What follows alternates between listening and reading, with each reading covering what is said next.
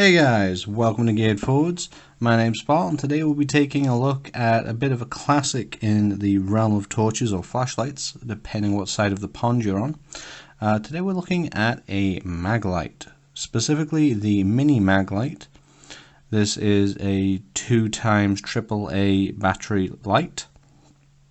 So let's start off first with some size comparisons. So first of all, we'll give you some comparative lights.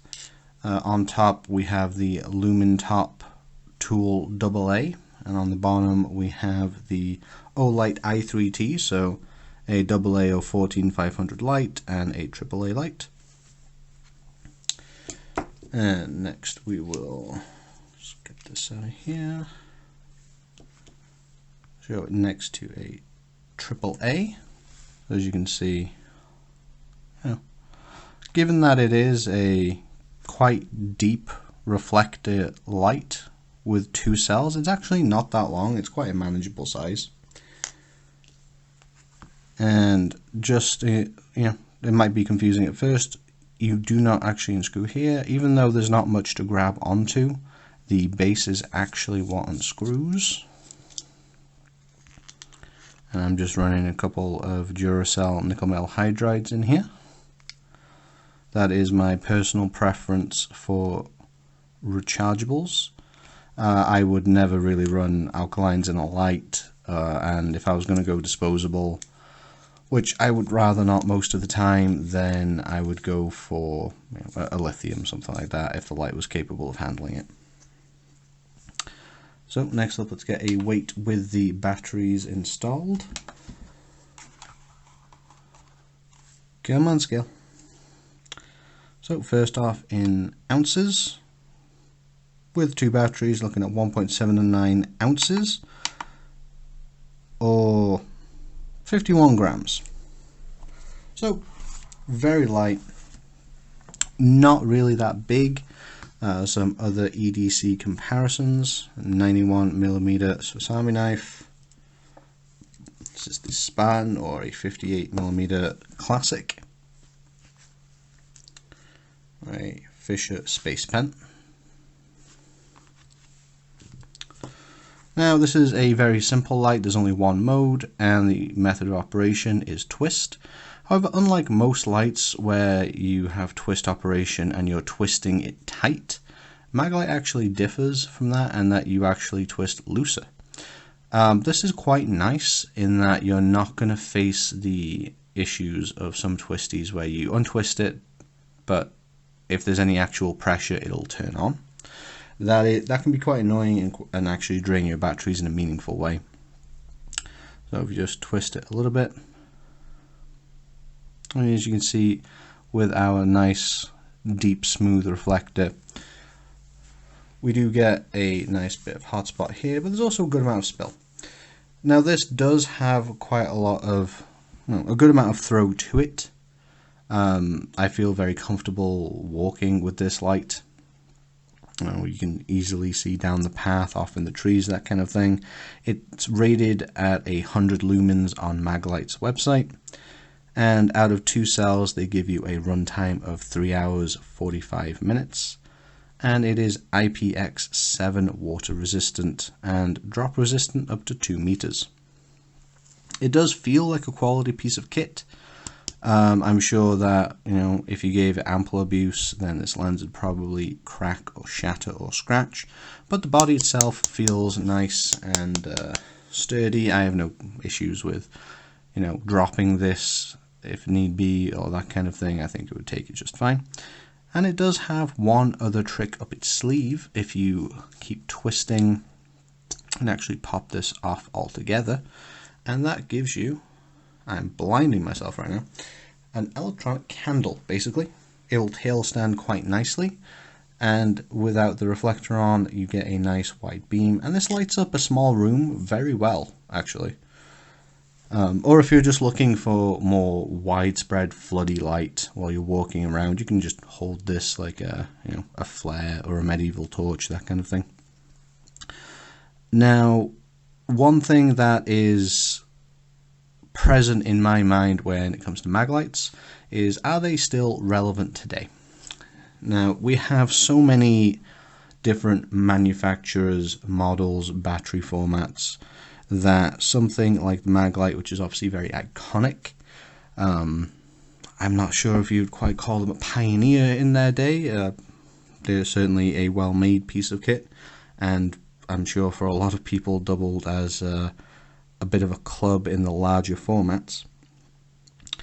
But can an LED form factor still be relevant today, given that they don't really use a variety of different emitters to give different temperatures, different CRIs, and they don't really have a lot of the bells and whistles that you might expect as standard nowadays, really.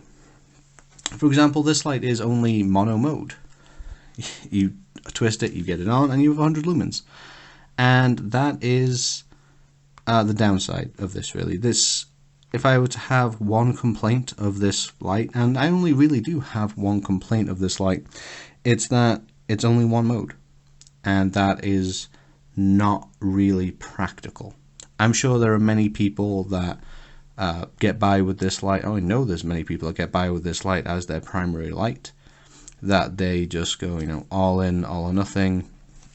And there can be a lot said for mono mode. You don't have to faff around learning a UI. You don't have to worry about what last mode you used if you have mode memory. You know that when you turn it on, you're going to get a set amount of brightness that you are accustomed to. However, given that this is 100 lumens, and you have that nice reflector, that is a lot for up-close tasks. It's going to do reasonably well when you're walking or projecting at medium ranges, but if you're looking up close at something, you're very easily going to just wash out what you're looking at, and depending on what surface you're shining on, just blind yourself with that, just reflecting back. And really, one thing that I liked about this was the fact that you could take it off and use it as a candle. Let's just show that again. And I think you can just whack that on as a base as well. That is actually quite nice. You can use that as a bit of a wider base. However, when I was testing it and occasionally just using this way, what I was finding is that, particularly in cool white at 100 lumens, this is extremely harsh. Like, I'm recording this right now, and this is it's unpleasant to look at.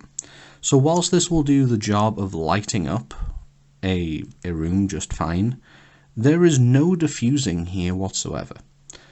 And if you catch it in the corner of your eye, or heaven forbid look directly at it, it's very, very uncomfortable, and if you're relying on this to light the room, it will absolutely destroy what is left of your night vision.